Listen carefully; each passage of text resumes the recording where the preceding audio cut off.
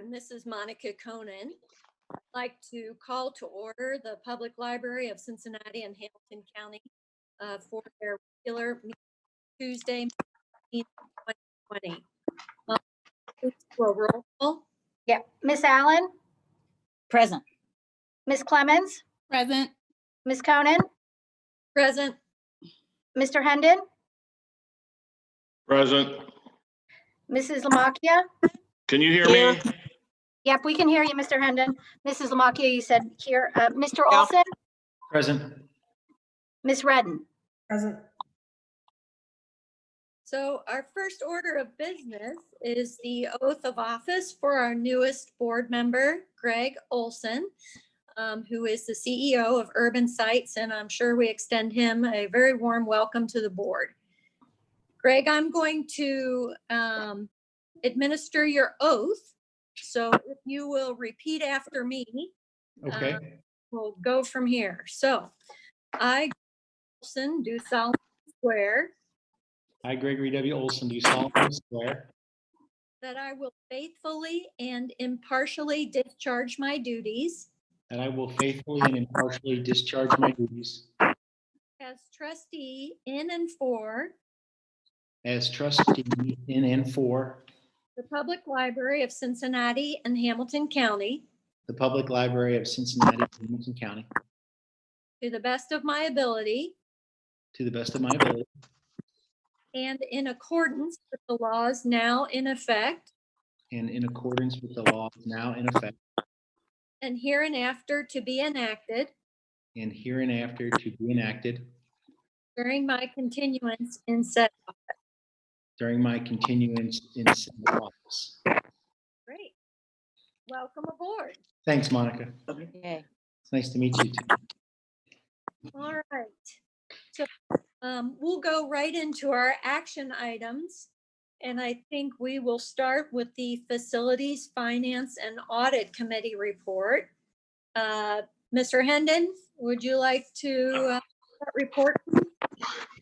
Unfortunately, I have an iPad and my cell phone and I can't find my report.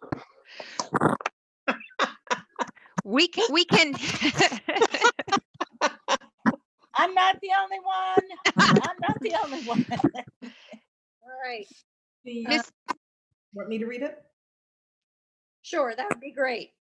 And this is Diane Cunningham Redden with the report. I got that.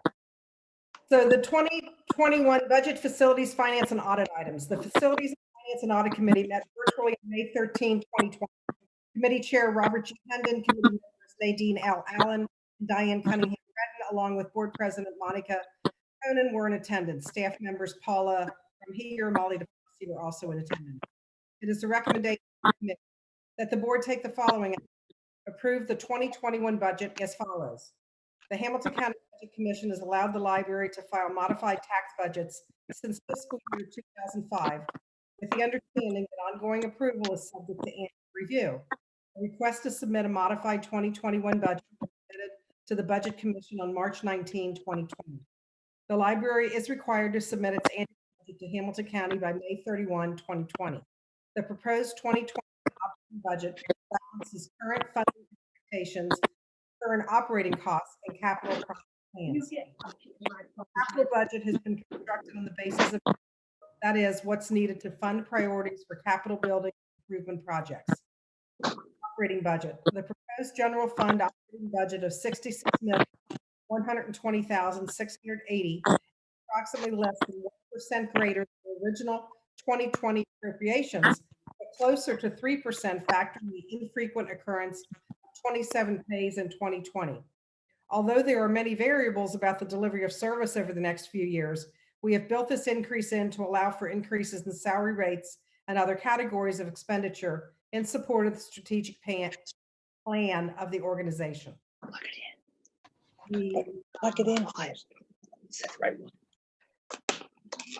The 2021 beginning balance general fund is $15,400,000 beginning balance for 2020. 2021 beginning balance will be $9,170,000. I'm not going to read the rest of the line Thank items. you. Okay. We see it. We see it. Capital budget. The capital budget includes the remaining anticipated projects identified in the FMP, which was released in January 2020, and that those that were deferred from 2020 and identified for 2021. We have a list of those, and the total there is $51,499,320. The budget reserves 2 contingency, 1.75 operating contingency in the general fund, and $2 million capital contingency in the building and repair fund. Funding carry forward and required new funding. The general fund expects to end 2020 with 9.17 million of available funding. To fund the 2021 budget, the library would need intergovernmental revenue of almost $110 million. The source of that revenue is the public library fund and local property taxes.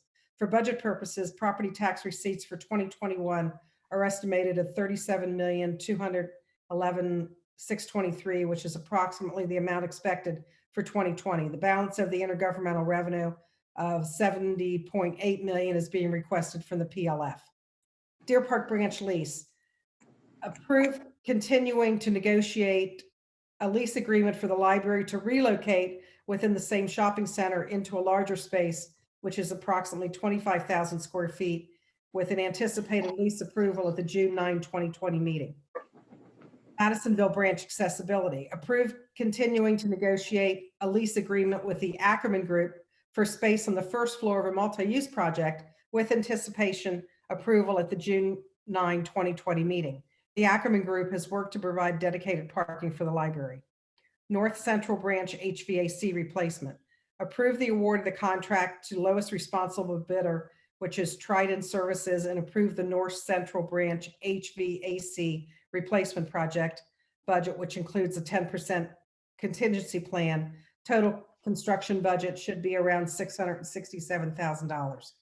Approve the authorization for the director to approve any change orders that do not increase the overall budget. Energy retrofit project, confirm the following change orders. There was a change order for Atkins and Stang for about $10,000, and that project is almost complete. The electrical work is finished for that, expected all to be completed by the end of June. Geiler Construction Projects, the largest contract on the project, has raised concerns about the distribution of work between their company and EAP, the air handler supplier. Mott's Engineering has reviewed their concerns and is confident that all the responsibilities were clearly defined. The library staff will continue to work with Mott's and Geiler to receive the issue. Price Hill Branch accessibility, can we confirm the following change orders that actually end up in a net negative, which is always a plus, and the project broke ground at the end of March. Although the easement for the drive off of the Purcell is still in process, the Sitting Planning Commission has recommended approval. The project is currently on schedule and on budget, which everyone loves to hear. During demolition, there was mercury discovered in a unit in the attic, which resulted in an abatement by the library. The cost was $36,000. It was absorbed into the overall budget. The distribution center update, we had a deduction of a change order of $3,200. That was approved. And then the 2020 budget update, the public library fund revenue has been greatly impacted by the economic fallout of the COVID-19 pandemic. We're not sure of the exact loss in revenue at the time, but we're anticipating a shortfall between $10 and $14 million from all those sources. We'll bring appropriation changes for approval to the board in August, and at that time we may have more complete information. Staffing changes were announced April 27th, which included furloughing 106 people who were working a 12-hour work week and reducing hours of 435 staff members by 75%, and that included salary reductions for the senior leadership team. Operational savings from reduction in less consumption of supplies and services as a result of being closed and deferring major purchases and projects until 2021. Some of the savings are offset by new supplies that we needed to buy, such as masks, paper bags, increase in cleaning. And we're reducing the library materials budget by $1 million, reducing the transfer out from the general fund to the building repair fund as needed, and deferring projects, and that current transfer should be around $22,500,000. Lease build out projects, we reviewed the statement of qualifications for the lease build out, and there's a list of those. And then the library main library, sorry, project statement of qualifications and those review of those receipts. Walnut Hills Accessibility Project update. Library staff continues to work with Fishbeck Megan Construction and Interior Project Management on the addition and renovation of the Walnut Hills branch, and we hope to have designs to present in the next few months. 2020 capital maintenance update. As previously mentioned, there are 8 locations that have prioritized for carpet and paint during the first half of the FMP 2020 to 2024. Those are Anderson, Coreyville, College Hill, Elmwood Place, Green Township, Groesbeck, Madeira, and Sharonville. The work was completed at Elmwood Place in March. The work at College Hill and Madeira was put on hold while the state order was in place, and those are moving forward in May and June. All of that material and equipment is in-house. Staff was furloughed that was completing it, and they're reviewing plans for restarting and additional branches. The Blue Ash branch, I was actually, I shared some information that I first saw on social media, and then followed up with some folks that I know that may enable us to have a good spot to move into, and we'll know that in the next few months, coming months. That's the report. I And need someone to move. I move that we accept the I report. finally found my report. You did a great job. All Second, right. I Who move that we seconded? accept the report. Betsy. Okay, I'm going to do a roll call vote. Miss Allen, Aye. Miss Clemens, Aye. Miss Conan. I with an abstention as to the Madisonville lease. Okay. Mr. Hendon, Aye. Mrs. Lamacchia, Aye. Mr. Olson, Aye. Miss Redden. Aye. Thank you. All right. Let's go now to the informational items. Paula, would you like to start us off with the director's report? Thank you, Monica. I certainly will. Ms. Conan, I will read this, and if there are any questions, just give us a shout out. I'm Paula Brumheger. I'm the Eva Jane Romaine Coombe Library Director. First thing I'd like to do is, of course, welcome our new trustee. We do have a new trustee appointed. On March 14th, the Hamilton County Commissioners appointed Greg Olson, CEO of Urban Sites, as the newest member of the library's Board of Trustees. He was appointed to fulfill an unexpired term beginning now through September 30th, 2020, and also appointed for a term of 7 years that will commence following that on October 1st this year and expire on September 30th, 2027. A graduate of Xavier University, Mr. Olson has served as a leader and board member for a variety of community organizations, including the Good Samaritan Hospital Foundation, the Cincinnati Preservation Association. Also, he is the immediate past board chair of the OTR Chamber, director of the Ed and Joanne Hubert Foundation, and director of the William S. Olson Memorial Foundation. Thank you very much and welcome, Mr. Olson. Thanks, Paul. Yes. Thank you. Absolutely. It's great to have you. Glad to The be. next. Great to have you on board as another male on the library board. These We women did. We gang had- up on me. I need help sometimes. Can you take care of this? I'm here to help. Good. That's good news. Thank you. We are now going to start a discussion about the library restart, our Recover and Resiliency update. So as everyone on the board is familiar, since March 13th, we have been demonstrating our resiliency, that is our organization's ability to withstand changes to our environment and still function by quickly and effectively transitioning from in-person service to virtual services. I and many members of the senior leadership team, many of them in attendance today on our call, have been utilizing Microsoft Teams platform to provide a daily staff update, answering questions and keeping staff informed about the governor's plans and our own service adjustments and initiatives. There follows here a quick snapshot of statistics on customer impact and use, demonstrating our leadership and staff effectively pivoting during this time since closing for in-person service. And those statistics, which I will read, normally I don't like to do a bunch of numbers, but they are worth noting here. So we've done 25 live online events. We have 158 on-demand videos that we've created. 141 virtual 30-minute reference / service assistance appointments. And I think, Mr. Hendon, you had mentioned that WCPO did a bit of a highlight on some of that work. So that's really important work. We've Yes. had over 14,000 calls, 3,500 chats, and 2,600 emails that we've handled. I completed this writing a couple of days ago, and I will say that our calls continue to increase. We receive 650 calls every day at this point. Wow. In connection with UMC Food Ministries, more than 8,000 meals have been served to young people, 400 Yay. cloth masks delivered to Tri-Health in support of our first responders' PPE needs. We made those here at the library's maker Fabulous. spaces throughout our system. And our increased average daily use of digital and e-material services by customers with Overdrive, which that is the primary app and delivery service for our ebooks and audiobooks, at about 74, representing a 7% increase since March 15th. And Canopy, which is a very popular service, streaming video, and I think an awful lot of people have discovered that because we have had a 20% increase since March 15th of daily use around that. The library is also working through the details on how to safely restart in-person service elements. Beginning in mid-March, a team of staff at all levels began the challenging work of planning for recovery and restoration of our service using a tiered model. This team, led by our customer experience manager, Justin Rampa, who I think presented to the board a couple of months ago, and regional manager, Kathy Taylor, who will be talking to you all in a little bit, those folks produced an evolving plan that is guiding us as we move into the next phase of service. So the current plan includes 4 tiers, and the tiers of service are listed here. Tier 1, which is your library of phone call or click away. That is what we activated after closure and involves working with customers in a remote and virtual service model. Tier 2, which is your library to go. This is the tier we're getting ready to activate this month, which will involve working with customers in a contactless in-person service model. So that's the drive-throughs and curbside. What does that mean?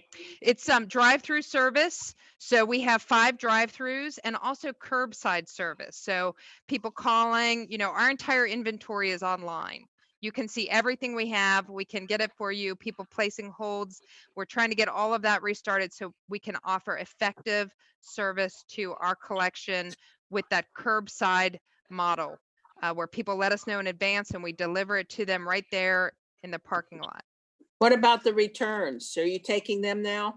Thank you. Yes, Betsy, we did what we called an emergency book drop opening. So on March 13th, we opened all of our book drops and we closed them on March 17th so we could check that material in. We are building in a 3-day quarantine, which is recommended by the Ohio Library Council and by a number of other medical and scientific institutions because it's not clear how long the virus may remain viable on something like a plastic book cover. So we intend to open the book drops again. We're just trying to figure out the most effective way to quarantine the material for the safety of our staff and our customers. Hey, Paula, Yes. this is Karen. When Hi, we Karen. had at our school, when the kids had to return work and the teachers had to grade it, we let it sit for 5 days.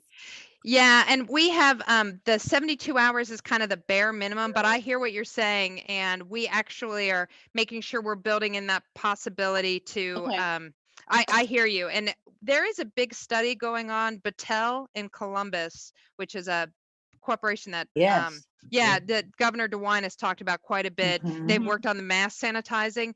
They have been contracted and they signed a contract with the Institute of Museum and Library Service and the OCLC, which is a big library service place here in Ohio, to do a study specifically on things like how long does the virus remain viable on surfaces in the library and a special focus on books. So they have a progress report that we're hoping to hear sometime this summer. It's a very intense study, so we don't have the results yet. It may be that we get more information, but at this point, we're going with the available scientific information we have in the OLC, which has said 72 hours minimum, but I hear what you're saying. And that's part of the complication, Ms. Lamaki, around the question of returning material, because we have to figure out, our book drops are not huge everywhere, and we have to figure out a way to bring them in and then allow us to date them so that we can make sure that we're handling them in line with that quarantine time frame. Yeah. Yeah. So these are the kinds of things you don't think about in the pre-pandemic world, things that took 5 minutes Right. take, hours or days. So we're working through all that in tier 1 and tier 2. Tier 3 is your library in person and responsibly physically distanced. So this is the tier in which we will start working with customers back in our building while still adhering to physical distancing guidelines. And I believe that a major focus for this will definitely be technology access, because we know that's an issue. So when we talk about any restarting of service in person, it will most likely be focused on computer and tech lab access. Will this Tier- include anything like testing people, taking their temperature like a lot of places do, or We are- asking them, questioning them about their exposure to COVID-19? We are certainly following all of the employee guidelines for restarting, and we are trying to take our cues from what businesses are doing right now. So, we haven't moved into the specifics yet because we're still working on those contactless services, but we certainly know that there's a lot to consider, and the safety and welfare of customers and staff are top priority, which is another thing that I may not read through all of them, but there's a list here of variables that are important for us to make sure we're set on before we begin any kind of in-person service. Okay. And one of them is availability of PPE and masks and things just for our staff. Sometimes the supply chains can be difficult to navigate. Right. And Molly will say, well, I ordered it, but the order's been canceled, so I'm going to look for another vendor. So, we have contactless thermometers for our staff, and we have those procedures internally, but all of that takes some time because of the supply chain, and it's in such big demand as so many people are starting to reopen. So we really want to make that curbside and drive-through service a great complement to our virtual service, so that we are present for our community as we build toward these other needs. Most specifically, I think that technology element. Wi-Fi is on at all of our locations 24/7, but we know some people actually need a device to work on for things like unemployment and other assistance. So those questions will be the things that we face on a very smaller scale when we start to look at if we can reactivate technology. So the next section here, I just kind of talked through it. It's about drive-through and restarting. We will start drive-through and a test curbside on May 26th. We'll add a couple more curbsides on the 28th, a few more on June 1st. We're going to layer them through so that we have availability. And remember, we also have staffing reduced right now. So we are trying to be cognizant of the budget issues, as well as restarting services, so that we can do what we can do now, aware that our budget may suffer further in the coming months, depending on how things shake out at the state level with our funding from the PLF. There is a list here of the assessment variables that we are using to determine how quickly we can restart services. These are very basic, never mind some of those larger questions about how we might want to talk to customers about social distancing or limiting the number of people in our buildings.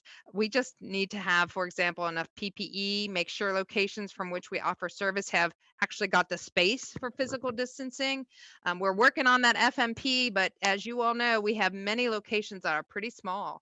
So we have to make sure that we have the space for people to come up and get their material in a contactless manner, much less sort of thinking about how we might have people in the building.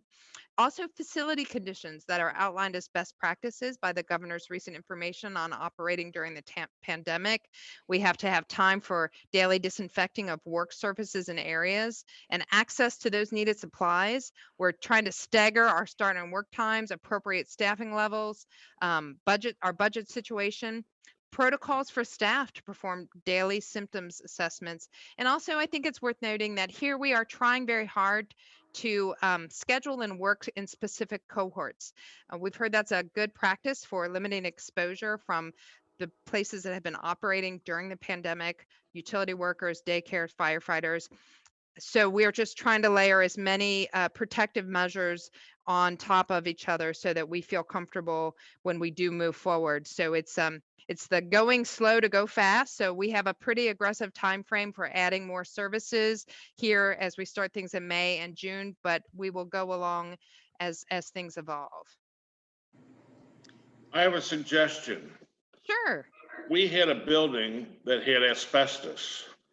and they came in and removed the asbestos, and they had these white bags. They were quite large that they put the asbestos material in and then sealed them and disposed of them. I'm wondering if we could get some of those bags for returned books, put them in the bags, accumulate them, write the date on the outside of the bag, and set it aside for however many days. Yeah, I think you're on to the exact kind of thing we need to do. So I think anything we can do to quarantine that effectively, like that is a good idea.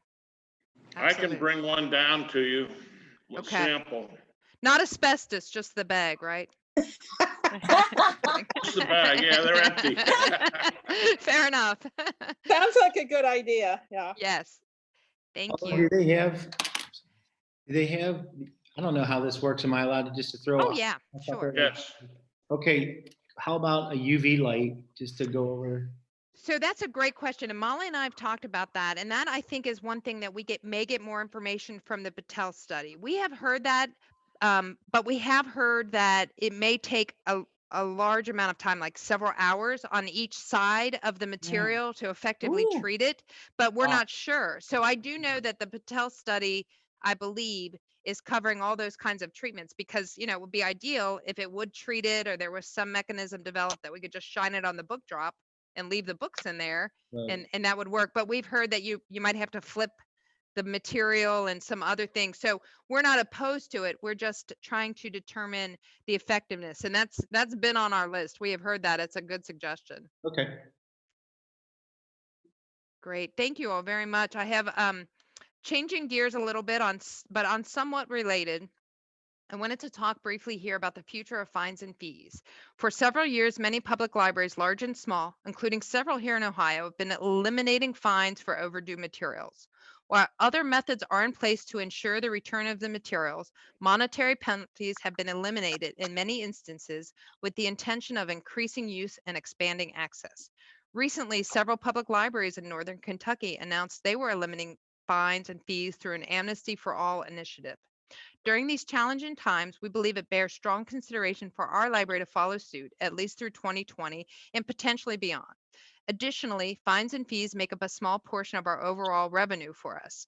In the current disrupted pandemic environment, we have been and intend to continue to do so, extending due dates for materials so customers are not accumulating fines, and they really haven't been at all since mid-March.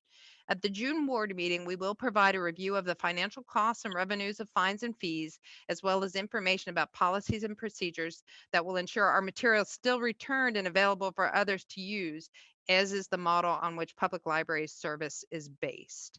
So just letting you know that that is something to look forward to, and that's been in the news quite a bit. Legislative activity, many of the things we normally do to communicate our value and talk to our legislators have been canceled for in-person. The OLC's annual legislative day was canceled nationally. The American Library Association's in-person legislative day was canceled, although they did hold a virtual National Library Legislative Week that took place in early May. So we continue to communicate with our local and state and national legislators to make sure they know we're still here for them. Statistical report, I do want to note, this is an important thing just to be aware for this report and going forward. Included in our May Library Board meeting packet of information, there are several statistical elements. So we have continued to produce that monthly report in the same layout and format for historical purposes. Some data, however, is missing or incomplete, such as programming, while other is just non-existent, like visits. So we will update that as it becomes available. Due to COVID-19, the library has shifted to reporting on brand new data in a different way. We have explored data around the following topics on which on a weekly basis and is captured in that data and analytics around closure that was updated on the 5th of May. So that includes many of the stats that I mentioned earlier: calls, chats, emails, daily and hourly trends, e-branch usage, number of downloadable card holders, that's temporary cards, Wi-Fi usage, website page views, staff usage of Microsoft Teams, and also Orange Boy conducted a survey around customer usage and needs. So Were these the ones that you had the graph for? Yes, absolutely. That's right. And I think the graph is a great example of how we would like to transition some of this information to a more visual perspective. We have a lot of stats and those big pages, but sometimes all the numbers are a little bit lost in the shuffle. And we want to make sure we're highlighting for all of you and for everybody who is interested in the library's usage, what's going on in a way that makes sense. So we propose producing a statistical report in the format of the director's report on a quarterly basis. So that's the one with the charts and the graphs. This would allow us to present quarterly and seasonal trends in our data, and we plan to share traditional statistics around circulations and visits, but also introduce new stats that share the work we are doing across the library system. And then finally, there's just a note that we're not producing that top 10 checkouts by audience and format. We found that there may be other ways to capture that kind of information, and internally we didn't really hear anybody using it in the way that some of these other numbers have some more validity. So I'm happy to answer any questions. We do have a data analyst on board that started earlier this year, and she's been working really hard to capture a lot of that good information, particularly during the closure, so that we have a report on all that we've been doing. Okay. Okay. That concludes my report. Monica, back to you. All right, Paula, thank you very much. We now have the Human Resources Committee report. Judge Allen, do you have the materials that you can Yes. work with Yes, there? I do. If you'll give Right. that report, that would be great. I'm ready to go. Nadine Allen, Chair of the Human Resources Committee. National Library Workers Day. April 21st was National Library Workers Day, where we celebrate and recognize all library workers. This is a day that communities across the country recognize the valuable contributions made by library employees. National Library Workers Day honors our staff for their commitment to serve with excellence. This year, all staff had any existing overdue fines removed from their cards, and the staff morale team sponsored fun virtual activities throughout the week, encouraging staff to take part in the celebration. Arts Wave campaign. The Library Arts Wave annual community campaign ended on March 6th. We are thankful to staff who contributed a total of $2,973 during this year's campaign.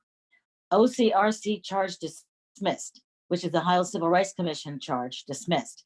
On Tuesday, May 12th, 2020, Human Resources Director Kylie Hardin received notice that the OCRC charge filed by former employee Vincia Roundtree has been dismissed. That's my report. Very good. All right, good news on the dismissal.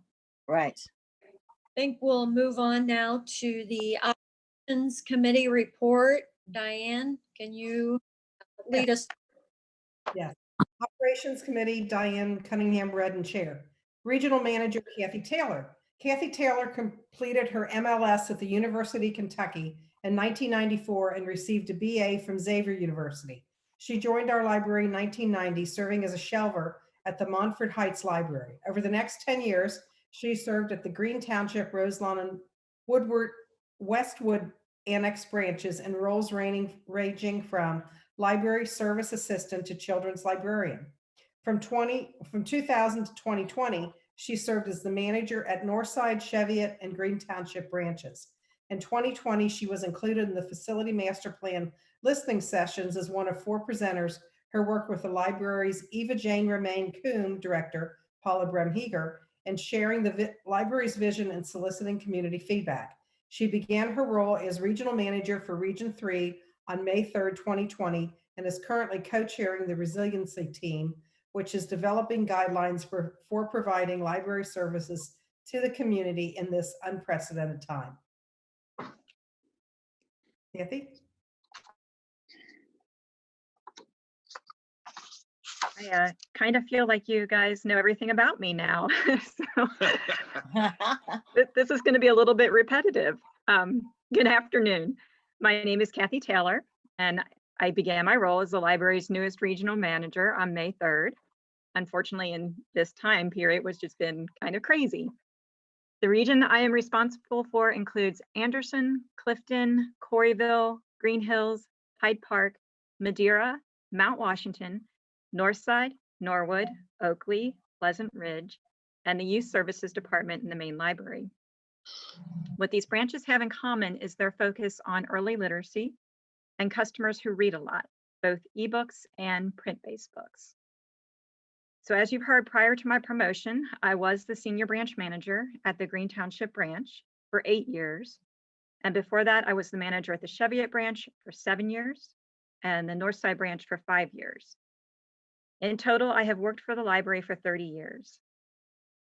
You also heard that last summer, it was actually one of the highlights of my career since I was included in the facility master plan listening sessions as one of 4 presenters who worked with the library's Eva Jane Romaine Coombe director, Paula Bremheger, in sharing the library's vision and soliciting community feedback. And then over the past several weeks, I've been co-chairing a different master planning committee, one that is creating the library's Resiliency Master Plan. I was going to take a few minutes to tell you about that, but actually Paula covered this pretty well. The Resiliency team is composed of 15 dedicated members who have been working together to acknowledge the rapidly changing dynamic of the COVID-19 pandemic. We have been working to develop a plan with tremendous flexibility, composed of tiers of service that can be activated and retracted at different points in the recovery process, while keeping the safety and health of both our staff and customers as our top priority. And as Paula explained, the plan consists of 4 tiers. I won't go into those right now since she did a great job explaining what those tiers were. But just to let you know that we are transitioning into tier 2, which is offering that contactless service. So starting on May 26th, we have Groesbeck, Reading, Copedale, Harrison, and Maine who are activating their drive-thrus, and Sims will be activating curbside service. And the staff are really excited to begin to offer service to our customers in this manner, and the customers are anxious to get back to their libraries. So I just wanted to thank you all for your governance in this unique and difficult time. And on behalf of my colleagues, we are grateful for your work in leading the library. Thank you. Thank you.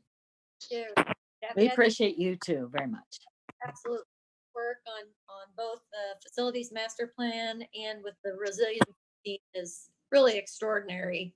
So thank you so much. Thank you. That's great. This is the Virtual Information Center.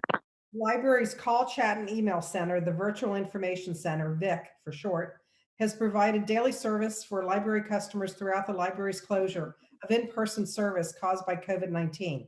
The VIC's capacity for handling customer questions and needs was expanded by providing training and necessary hardware and software to branch and main library staff. In compliance with the Ohio stay-at-home order, staff fulfilled VIC duties while working remotely since Monday, March 16th.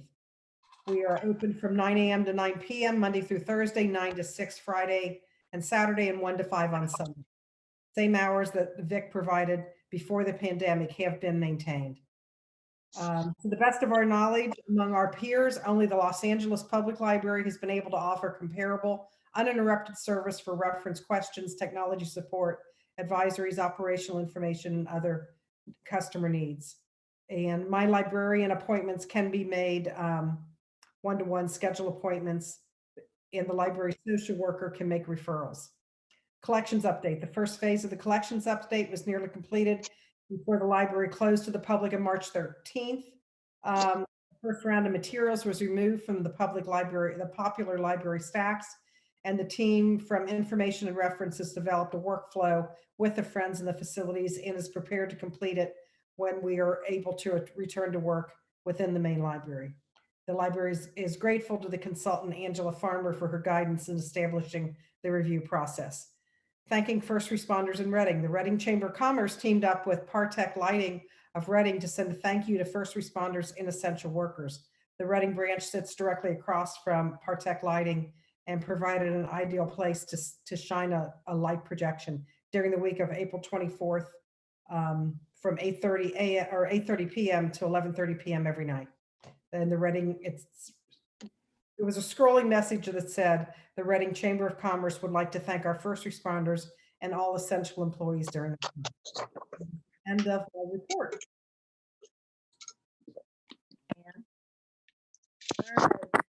Let's move now to the strategy committee. Betsy? Okay, all right, Betsy Lamacchia, Strategy Committee report. For the brand identity redo, we're now in the final stage with this new brand identity planning. The guidelines have been developed and the marketing team is scheduled for what I guess they have been trained on May 14th, is that correct? And the plan was to launch a new brand simultaneously with the new website on Monday, August 3rd. We are working with LPK on this new brand identity and train the staff virtually on the new identity. The new look and feel has been applied to the BiblioCommons website, and strategies working with the LPK on a rollout for that. Government relations and public awareness.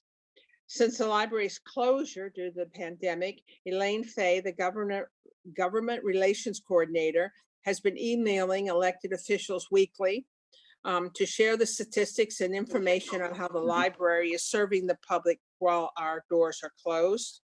She's getting in touch with the state, county, and health care contacts to offer library services in making of the PPE. And as Paula said, we've made over 400 cloth masks at St. Bernard and Loveland branches. That's so awesome.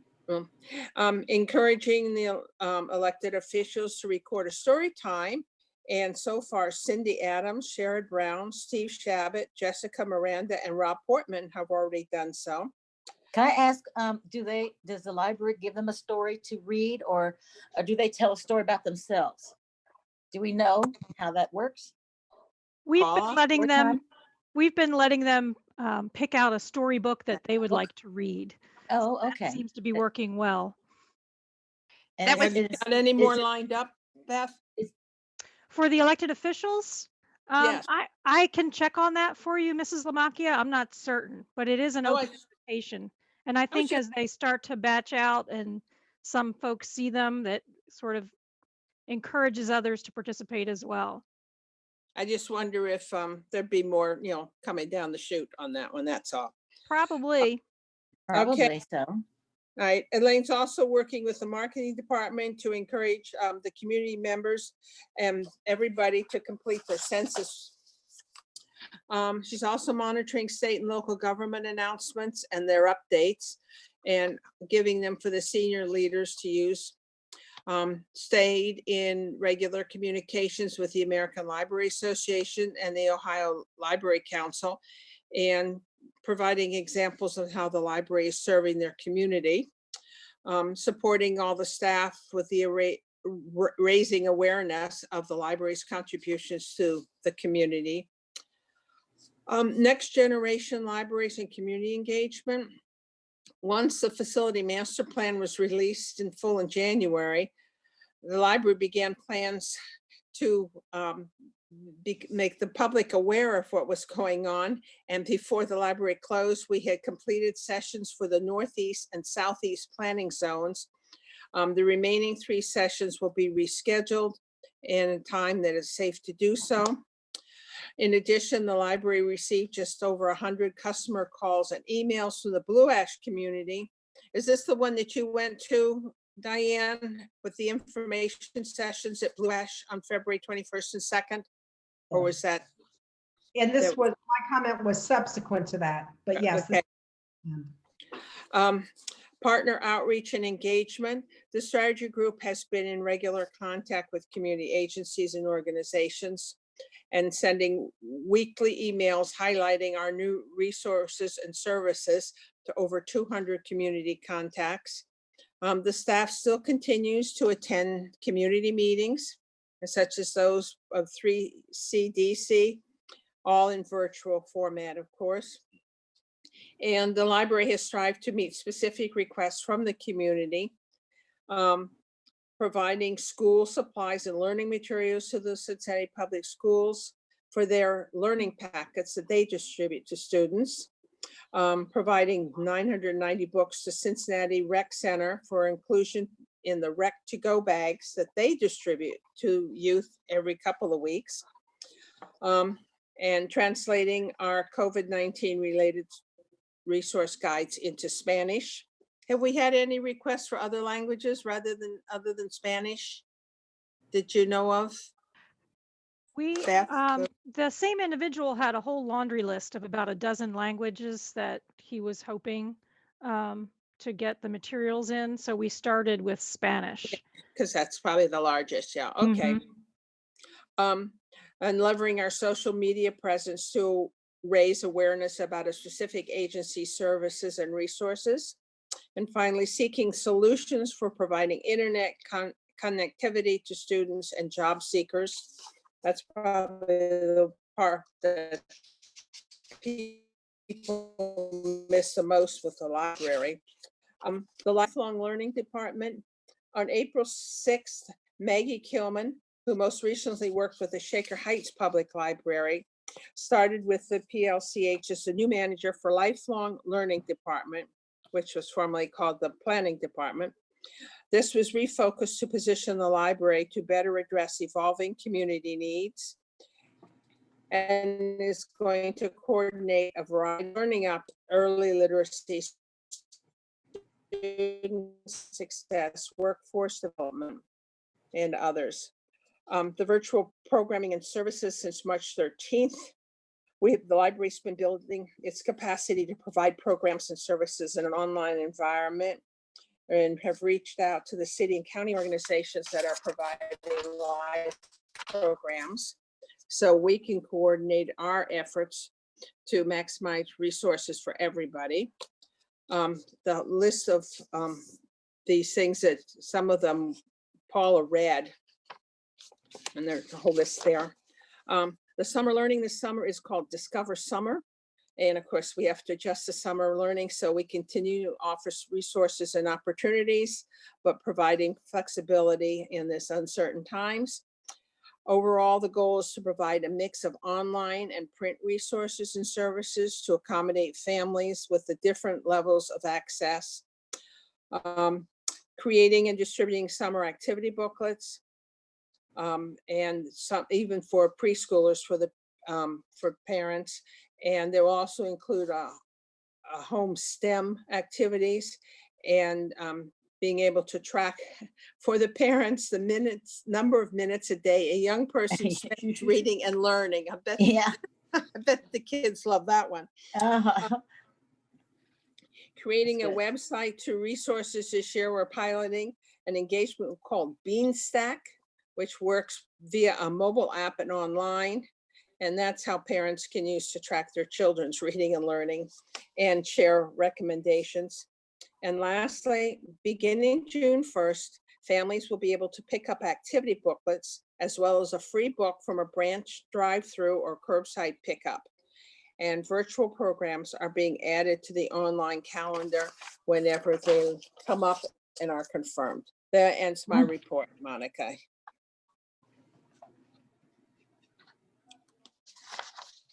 Erin, should we have Diane walk us through this one? I think that's yes, Diane. This is Technology Committee report submitted by Diane Cunningham-Redden. Network security update. The information technology security team has rolled out a product called Iron Scales to the library. Iron Scales is another security measure taken to prevent a breach of our computer network. A breach could result in ransomware or other malicious action locking our computers and network. While no measures are totally fail-safe, Iron Scales helps identify and eliminate phishing attempts, the fraudulent practice of sending emails purported to be from a reputable company in order to induce individuals to reveal personal information such as passwords and credit card numbers, and includes the ability of staff to flag these suspicious emails. BiblioCommons implementation update. New training and launch dates have been identified for BiblioCommons, the new suite of state-of-the-art online services that our customers will utilize to access our online catalog, webpage, and app. Originally planned for a late May launch, we've adjusted our timeline due to the pandemic. Staff training will commence the week of June 8th and continue until mid-July. Starting July 13, there will be a 13-week public preview in which we will collect feedback to refine the customer experience. The target date for the full public launch is August 3rd. It's the conclusion of the report. Thank you, Diane. Thank you. All right. National item is from the Development Committee. Betsy, will you take that one? Okay, yes, okay. Betsy Lamacchia, Development Committee, the Library Foundation. The Library Foundation planned a variety of springtime fundraising activities. However, these plans had to be scaled back to be more mission focused and directed to support the library's programs. The following donors had made significant contributions or pledges to support the library: Duke Energy Foundation, the Margin Charles J. Schott Foundation, the Johnson Foundation, Tri-Health, Cincinnati Children's Hospital Medical Center, and Messer Construction. Additional grant funding requests have been submitted.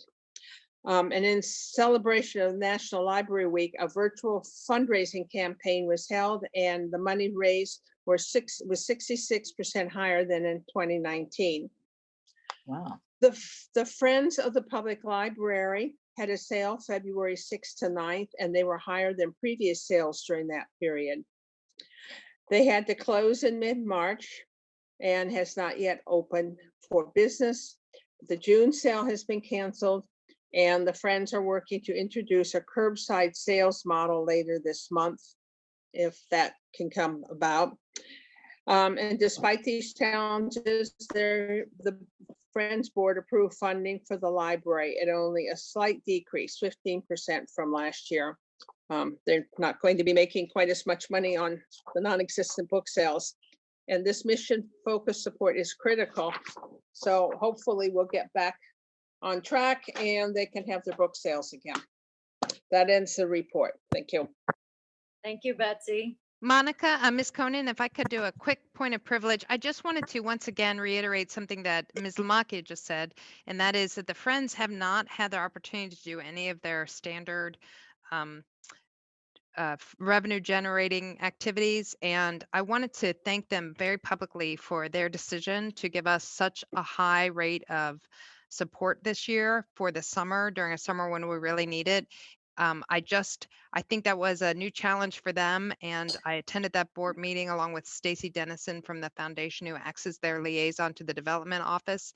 And just wanted to say how much I appreciated that. And it was a real moment of inspiration for me to hear them talk about it, and their support for the library is the primary thing that they do. So I know they're facing lots of challenges and uncertainty, but wanted to make sure everybody's aware of their courageous actions and how much that's going to mean for us as we move forward this summer.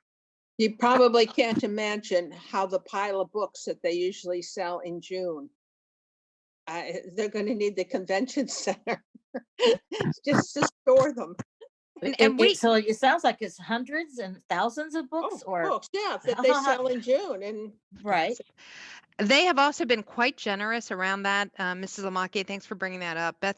Beth Yoke on the call here has been working with many of our community partners to offer gently used books to some of those other activities, the CRC's Rec to Go bags and all of those things. The Friends have just been amazingly generous, since they're not going to have their book sale, and offering those up because, again, they are about reading and literacy and supporting the library and the community. So those books are things that they are now offering as donations out into the community, since they are not able to do their sale. So thank you for bringing that up. They deserve great credit for that as well. That's wonderful. Really wonderful. Thank you, Paula. All right. So there are a number of consent agenda items on our list. Many of them touched on during the director's report. We would like to do an approval of those consent agenda items now. I'll move. Betsy Lamacchia. Diane Redmond. To accept them. Bob Hendon, second. Thank you. All right. We did reserve for public comment during this meeting, but my understanding is that we don't have any at this. Unless anyone has any other business. Monica, can we do an all in favor on the consent agenda? Oh, yes, sorry. That's Yeah, fine. absolutely. All in favor on that? Aye. Thank Betsy, you. aye. Thank you. Thanks, Molly. All right, so We do need to have to adjourn the meeting. Volunteers, I move that we adjourn right, the meeting. thank Stay you. healthy, everybody. Thank Great. you. Our next meeting will be on June 9th at 9:30.